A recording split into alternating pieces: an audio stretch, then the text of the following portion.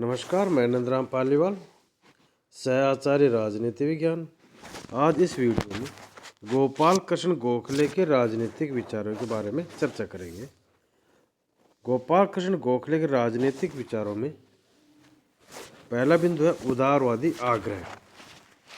गोखले ने ऐसे समय में अपने विचारों का प्रतिपादन किया जब भारत में पश्चिमी उदारवाद के प्रति आकर्षण और आग्रह पनप रहे थे।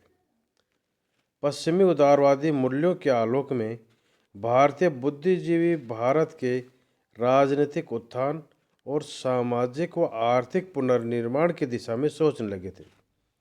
दादाभाई नौरोजी, सुरेंद्रनाथ बनर्जी और रानडे आदि भारतीय उदारवादी नेताओं में प्रमुख थे। गोखले ने इसी उदारवादी परंपरा को आगे बढ़ाया। उदारवादी मूल्यों जनता की स्वतंत्रता, व्यक्ति की गरिमा का आदर, विधि का शासन, नियंत्रित सरकार, समता व न्याय में गोखले की गहरी आस्था थी। वे इस बात से प्रभावित थे कि ब्रिटिश शासन पद्धति में शासकों व जनता दोनों का दृष्टिकोण व व्यवहार इन्हीं मूल्यों से अनुप्रमाणित था।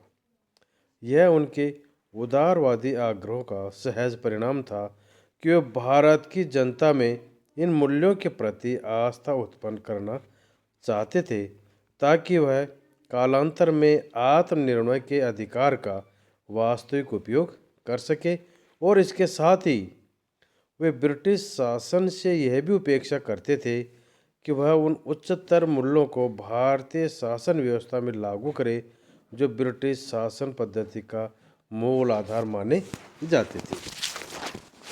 दूसरा बिंदु है ब्रिटिश शासन के प्रति गोपाल कृष्ण गोखले के क्या दृष्टिकोण था। गोपाल कृष्ण गोखले अपने गुरु रानाडे की भांति ही उनकी मान्यता थी कि ब्रिटिश शासन भारतीयों के लिए एक दिव्य वरदान था। गोखले ब्रिटिश शासन को एक दिव्य वरदान मानते थे। वे ये स्वीकार करते थे कि ब्रिटिश संपर्क के कारण भारत को लोकतांत्रिक परंपराओं और संवैधानिक संस्थाओं के कार्यकरण का अनुभव प्राप्त हुआ। वे संवैधानिक सुधारों के माध्यम से ब्रिटिश संवैधानिक पद्धति को क्रमशः भारत में अपनाए जाने पर बल देते थे। उनका दृढ़ विश्वास था कि समुचित शिक्षा, प्रशिक्षण और जागरूकता के द्वारा कालांतर में भारतीय शासन और प्रशासन का स्वयं संचालन करने में वे समर्थ हो जाएंगे। गोखले उदारवादी लोकतांत्रिक परंपराओं और संस्थाओं को भारत में विकसित करने के पक्ष में थे। भारतीय जनता के लोकतांत्रिक अधिकारों की प्रतिष्ठा के लिए वे क्रमिक सुधारों और संवैधानिक साधनों के प्रयोग पर बल देते थे। उनका हिंसक साधनों में विश्वास नहीं था। उनका विश्वास था क्रमिक संवैधानिक विकास के मार्ग पर चलकर इंग्लैंड के सकारात्मक मार्गदर्शन के अधीन भारत में राजनीतिक विकास संभव था। वे मानते थे कि भारतीयों के स्वतंत्रता के अधिकार उद्घोष मात्र से भारतीयों के स्वशासन के अधिकार को प्रतिष्ठित नहीं किया जा सकता। उनके मत में भारतीय जनता स्वशासन के लाभ तभी उठा सकती है जबकि वो संवैधानिक संस्थाओं, उदारवादी मूल्यों और पश्चिमी शिक्षा पद्धति से भली भांति अवगत हों। इसी कारण गोपाल कृष्ण गोखले भारत में पश्चिमी शिक्षा तथा यूरोपीय राजनीतिक संस्थाओं के प्रसार व विकास को आवश्यक मानते थे। ब्रिटिश लोगों की न्यायप्रियता में उनकी सहज आस्था थी तथा वे मानते थे कि अंग्रेज भारत के शासन को एक ट्रस्ट के रूप में संचालित कर रहे हैं तथा इस प्रकार वे भारत की जनता की उन्नति के नैतिक दायित्व का पालन कर रहे हैं।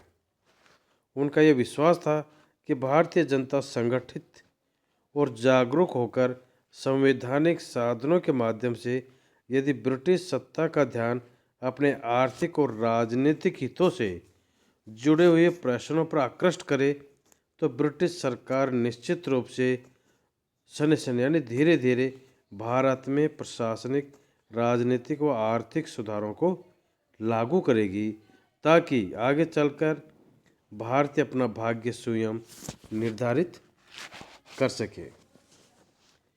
गोखले का स्पष्ट मत था कि भारत में प्रशासन को विधि के शासन की धारणाओं के अनुरूप ही चलाया जाना चाहिए था और उसे राष्ट्रीय भावनाओं तथा देश के भौतिक और नैतिक हितों के प्रति समर्पित रखा जाना चाहिए था।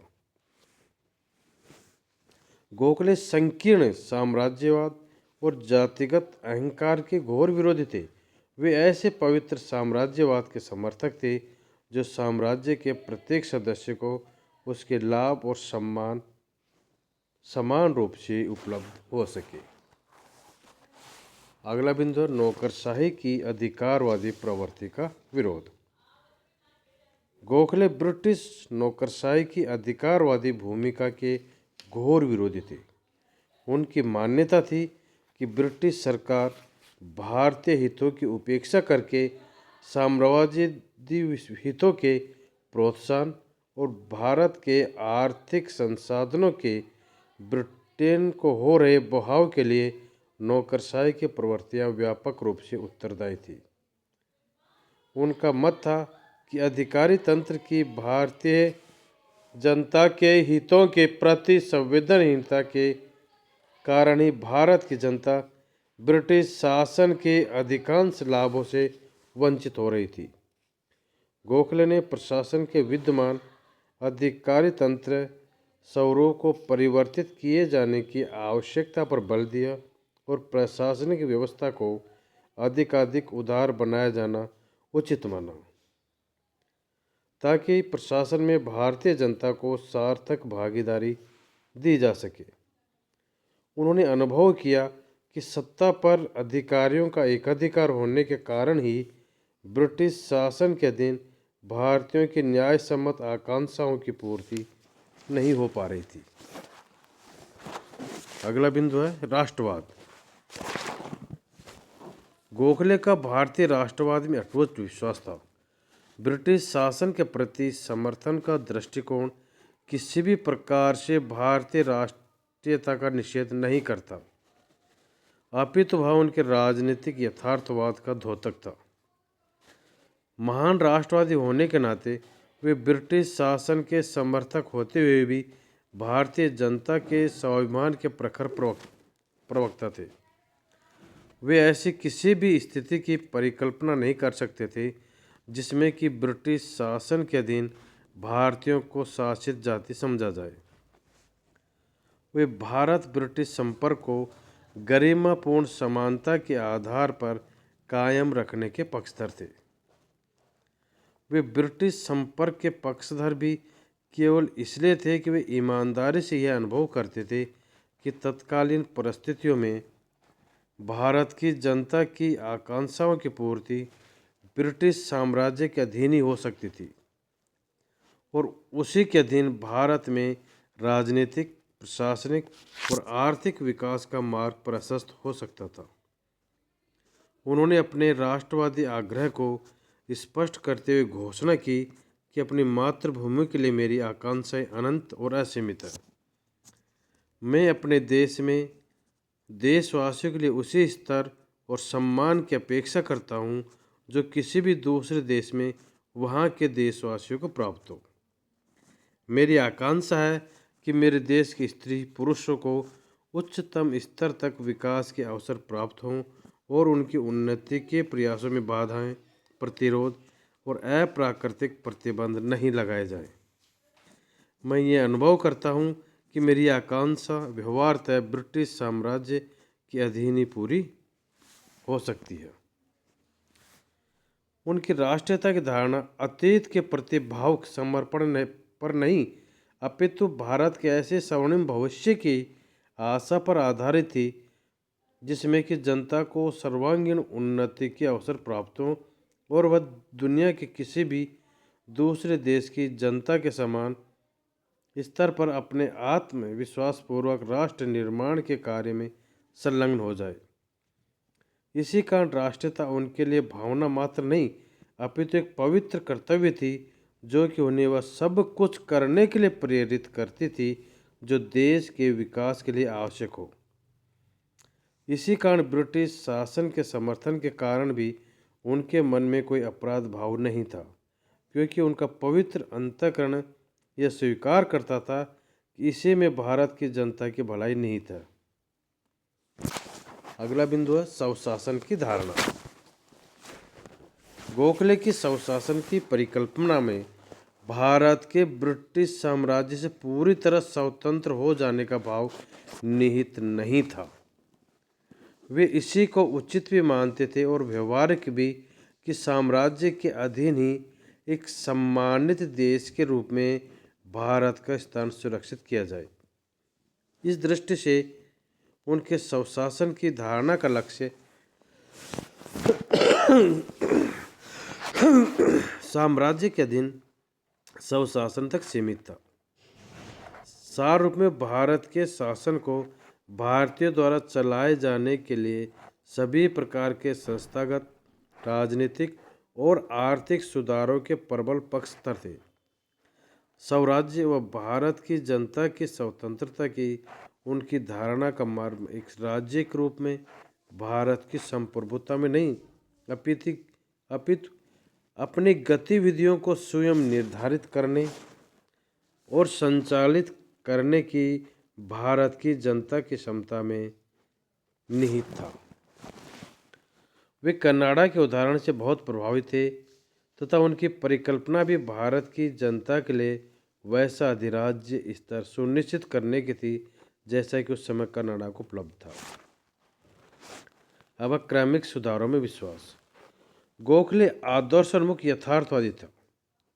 उनका राजनीतिक यथार्थवाद उन्हें इस तथ्य को आत्मसात करने के लिए प्रेरित करता था कि भारत के स्वराज्य की कामना की पूर्ति तात्कालिक उद्घोषणा द्वारा नहीं, अपितु क्रमिक सुधारों या धीरे धीरे सुधारों के द्वारा ही हो सकती थी। वे जनता की राजनीतिक जागृति तथा राजनीतिक और प्रशासनिक क्षमताओं में वृद्धि को इन सुधारों की पूर्व शर्त मानते थे। उनका सुधारवादी दृष्टिकोण उन्हें दूरगामी भविष्य का कोरा स्वप्न देखने के लिए नहीं, अपितु वर्तमान और निकटगामी भविष्य पर दृष्टि रखते हुए दृढ़तापूर्वक धीरे धीरे भारतीय राष्ट्रवाद की ओर कदम बढ़ाने के लिए प्रेरित करता था। वे प्रायिक अंग्रेजी कविता की इस पंक्ति को उद्धृत करते थे, मैं उस दूरस्थ दृश्य को देखना नहीं चाहता, मेरे लिए एक कदम पर्याप्त है। वे इस बात के प्रति सजग थे कि भारत की जनता की तात्कालिक आकांक्षाओं का अर्थ यह नहीं था कि केवल उनकी पूर्ति से भारत में राजनीतिक और आर्थिक विकास की यात्रा को पूर्ण मान लिया जाए। वस्तुतः क्रमिक सुधारों और उनके साथ साथ होने वाले जनता के राजनीतिक और प्रशासनिक प्रशिक्षण को भारत के स्वर्ण भविष्य की सुदृढ़ नींव बनाना चाहते थे। इसी कारण वे सुधारों के आग्रह को सैद्धांतिक दृष्टि से पूर्ण नहीं मानते हुए भी तात्कालिक रूप से अर्जित किया जा सकने वाला व्यवहारिक लक्ष्य मानते थे और कामना करते थे कि जनता चरित्र, क्षमता, संगठन और त्याग वृत्ति के विकास के द्वारा इन्हीं सुधारों के मार्ग पर आगे चलकर धीरे धीरे स्वराज्य प्राप्त कर लेगी। अब अगला संवैधानिक, ये क्रमिक सुधारों में विश्वास था। अब है संवैधानिक साधनों में विश्वास। गोखले राजनीतिक लक्ष्यों की प्राप्ति के लिए संवैधानिक साधनों को ही अपनाए जाने पर बल देते थे। आंदोलन और संघर्ष की संवैधानिक पद्धति को गोखले ने ऐसे साधनों द्वारा किए जाने वाले आंदोलन के रूप में परिभाषित किया जिसमें वांछित परिवर्तन संवैधानिक प्राधिकारियों के कृत्यों के माध्यम से किए जा सके। इसका अर्थ ये नहीं था कि वे आंदोलन की किसी ऐसी पद्धति में विश्वास करते थे जिसके द्वारा सत्ता की वैधता को चुनौती नहीं दी जानी हो, अपितु उसे संचालित कर रहे लोगों के विवेक को जागृत करके उन्हें जनता की न्याय सम्मत आकांक्षाओं का आदर करने के लिए प्रेरित किया जाना हो। इस दृष्टि से संवैधानिक साधनों की गोखले द्वारा दी गई परिभाषा क्षेत्र बहुत व्यापक है। साथ ही इसमें हिंसा और बल प्रयोग के साधनों के अतिरिक्त अन्य किसी माध्यम का निषेध नहीं था।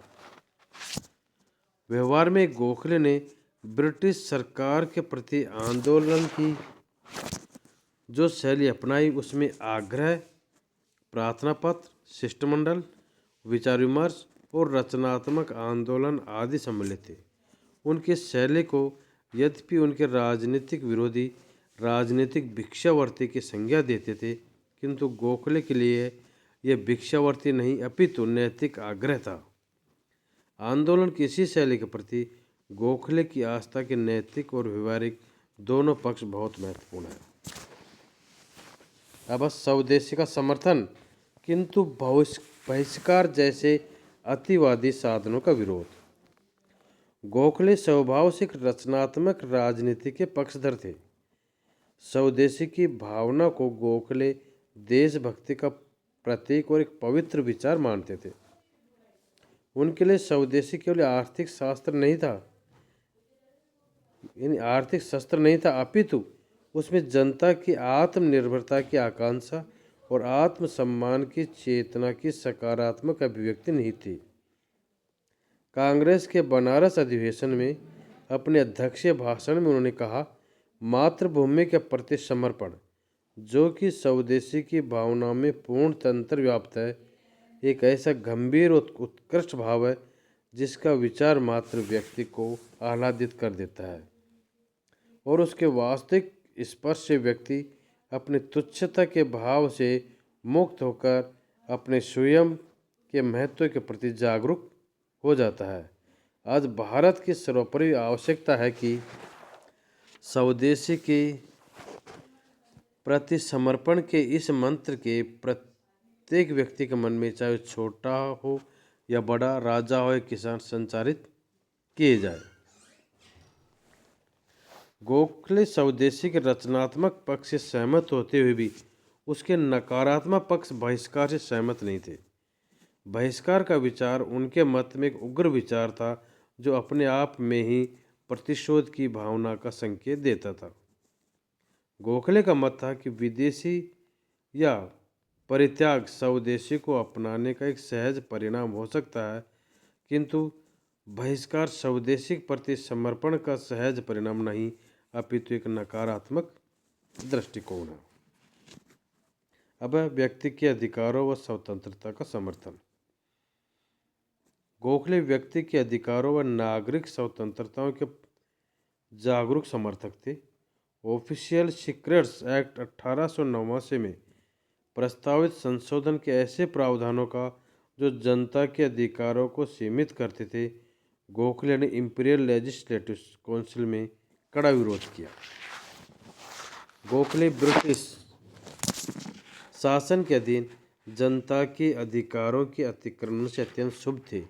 उन्होंने स्पष्ट शब्दों में कहा कि ब्रिटिश साम्राज्य के अधीन कहीं भी जनता के अधिकारों पर नियंत्रित रखने के संदर्भ में सरकार इतनी शक्तिशाली नहीं थी जितनी कि भारत में थी।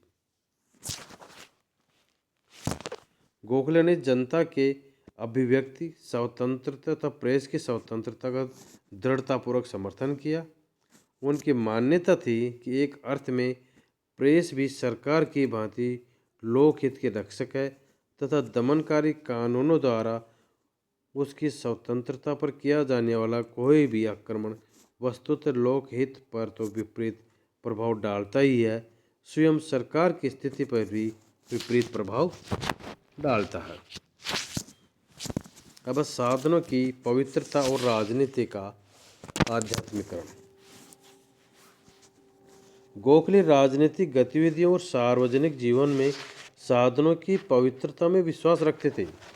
वे इस दृष्टिकोण से सहमत नहीं थे कि पवित्र लक्ष्य की प्राप्ति के लिए कोई भी व्यवहारिक साधन अपनाया जा सकता है। उनका दृढ़ मत था कि पवित्र साधनों से ही पवित्र साध्य की प्राप्ति की जा सकती है। वे मानते थे कि राजनीति को जनता की सेवा का माध्यम तभी बनाया जा सकता है जबकि उसमें सक्रिय लोग उच्चतर चारित्रिक और नैतिक क्षमताओं से संपन्न हों।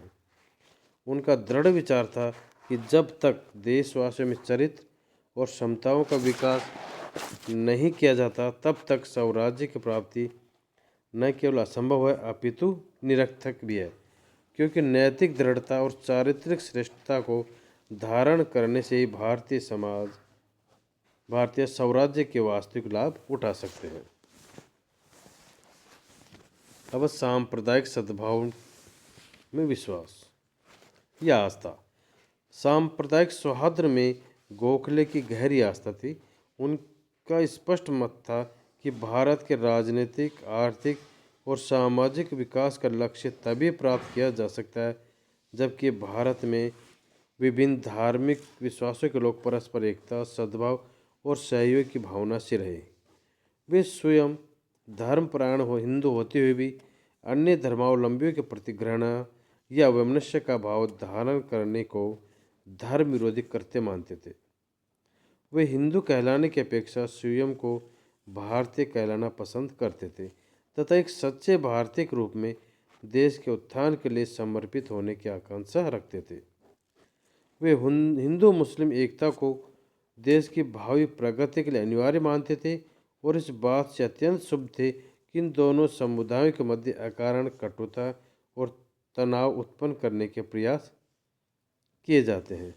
उन्होंने कहा है कि यह भारतीय राजनीति का एक ज्वलंत सत्य है कि राष्ट्र के रूप में भारत का तब तक कोई भविष्य नहीं हो सकता जब तक कि समस्त सार्वजनिक विषयों में दो बड़े समुदायों हिंदू व मुसलमानों के मध्य सहयोग की भावना स्थायी रूप से विकसित नहीं हो जाती। तो ये थे गोखले के राजनीतिक विचार। धन्यवाद।